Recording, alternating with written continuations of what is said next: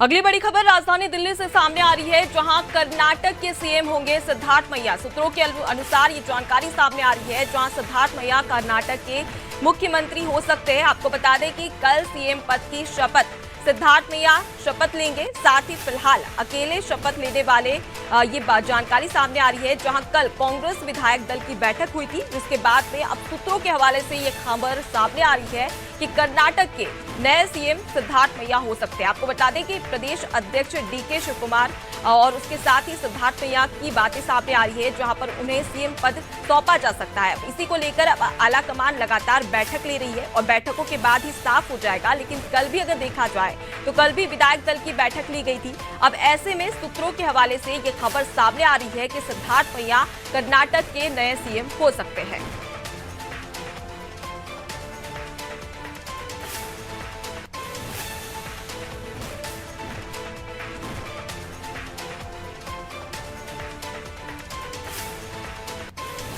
तो ज्यादा जानकारी के लिए हमारे साथ में एडिटर चीफ मनोज शर्मा जी जुड़ गए हैं।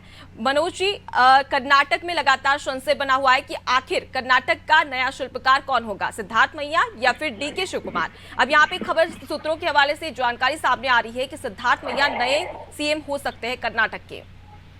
देखिए, पहले दिन से ये अनुपमा कयास लगाए जा रहे थे कि डीके शिव कुमार और सिद्धारमैया की रेस में सिद्धारमैया बाजी मारेंगे। उसके पीछे सबसे बड़ा कारण ये भी था, हालांकि डीके शिव कुमार प्रदेश अध्यक्ष है कांग्रेस के और कांग्रेस की जीत में उन्होंने एक बड़ी भूमिका निभाई है। पूरे चुनाव में सिद्धारमैया और उन्होंने आपसी मतभेद को बुलाकर कैंपेन चलाया था, जिसके कारण कांग्रेस को बड़ी जीत मिली।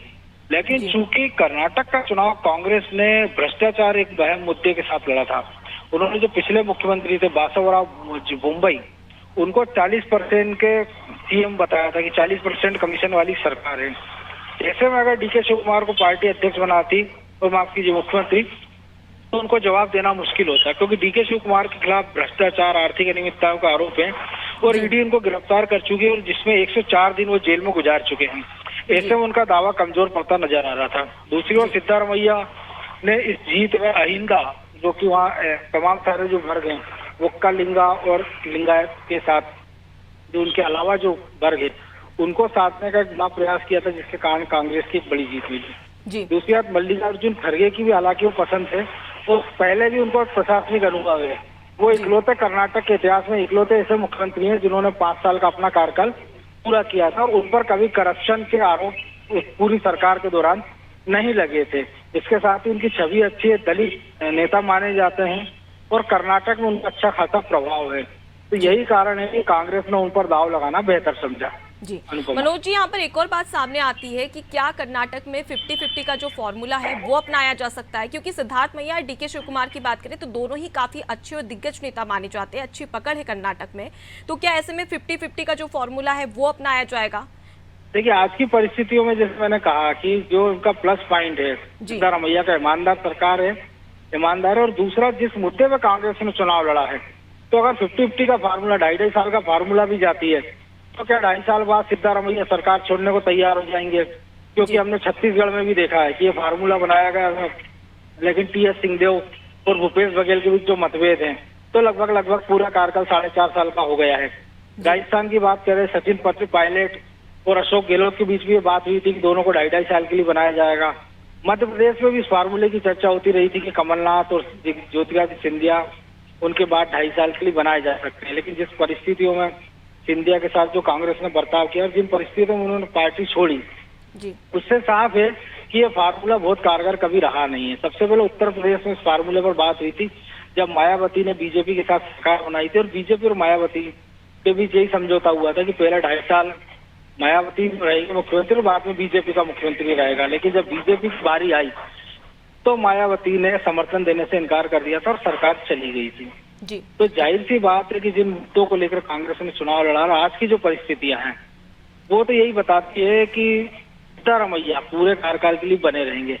अब अगले आने वाले 5 सालों में क्या डीके शिव कुमार अपने दावेदारी छोड़ देंगे, क्या वो शांत रहेंगे, या क्या वो उनमें असंतोष नहीं रहेगा, या जो उनके समर्थक विधायक हैं वो निकट भविष्य में क्या रुख अपनाते, इस पर आने वाले 5 साल का कार्यकाल सिद्धारमैया का टिका रहेगा। जी, अगर सिद्धार्थ मैया सीएम बन जाते हैं कर्नाटक के नए, तो क्या ऐसे में डीके शिवकुमार को कौन सी बड़ी जिम्मेदारी दी जा सकती है? क्योंकि खबरों के हवाले से ये भी सब बातें सामने आ रही है कि उन्हें डिप्टी सीएम भी बनाया जा सकता है या कोई बड़ा पद दिया जा सकता है। देखिए, दो चीजें। सबसे पहली बात तो ये है कि जो संगठन का सबसे बड़ा पद होता है वो था प्रदेश अध्यक्ष, वो डीके शिवकुमार हैं। कर्नाटक के सबसे अमीर विधायक है वो, और अभी उनको प्रशासनिक मुखिया बना नहीं रही सरकार, में मुख्यमंत्री बनाया नहीं जा रहा। तो ये निर्भर करेगा कि क्या वो सिद्धारमैया के अंडर में डिप्टी सीएम का पद स्वीकार करेंगे या प्रदेश अध्यक्ष बने रहेंगे, या अगर डिप्टी सीएम बनते हैं तो उनको पास विभाग कौन सी दे जाएंगे, क्या वो गृह मंत्री का पद अपने पास रखेंगे, सिंचाई है, वित्त है, जो महत्वपूर्ण विभाग है, क्या उनकी कमान उनको मिलेगी। इसके साथ ही 4 उप मुख्यमंत्रियों के फार्मूले की बात कर्नाटक में लगातार कही जा रही है। बीजेपी ने इस फार्मूले को उत्तर प्रदेश में अपनाया है 2 मुख्यमंत्रियों के साथ। पिछली योगी सरकार में भी 2 मुख्यमंत्री थे और इस सरकार में भी। तो क्या कांग्रेस 2 मुख्यमंत्रियों के साथ आगे बढ़ेगी या 4 उप मुख्यमंत्रियों के साथ? क्योंकि प्रदेश अध्यक्ष के साथ 4 कार्यकारी अध्यक्षों का फार्मूला कांग्रेस ने कई जगह अपनाया था। मध्य प्रदेश में भी कमलनाथ के साथ साथ 4 जो प्रदेश अध्यक्ष बनाए गए थे कार्यकारी, जिसमें जीतू पटवारी है, बाला बच्चन है, रामनिवास रावत है, सुरेंद्र चौधरी थे। तो क्या किस फार्मूले पर कांग्रेस बनेगी या सिद्धारमैया को मुख्यमंत्री बनाने की सहमति किन शर्तों पर हुई है, इसके बारे में जब खुलासा हो पाएगा तभी इस बारे में आगे कुछ कहा जा सकेगा। जी बिल्कुल मनोज जी, अटकलें तो कई सारी है, लेकिन शाम तक का इंतजार करना होगा और शाम के बाद साफ हो जाएगा कि आखिर कर्नाटक का नया सीएम कौन होगा। फिलहाल के लिए बहुत शुक्रिया हमसे बातचीत करने के लिए। बड़ी खबर आपको बता रहे हैं दिल्ली से, जहां कर्नाटक के मुख्यमंत्री सिद्धार्थ मैया हो सकते हैं। सूत्रों के हवाले से खबर सामने आ रही है। आपको बता दें कि फिलहाल अकेले शपथ सिद्धार्थ मैया ले सकते हैं। ऐसे में देखने वाली बात होगी कि अगर सिद्धार्थ मैया नए कर्नाटक के सीएम बनते हैं तो फिर उसके बाद में डीके शिवकुमार को कौन सी विशेष जिम्मेदारी सौंपी जाती है।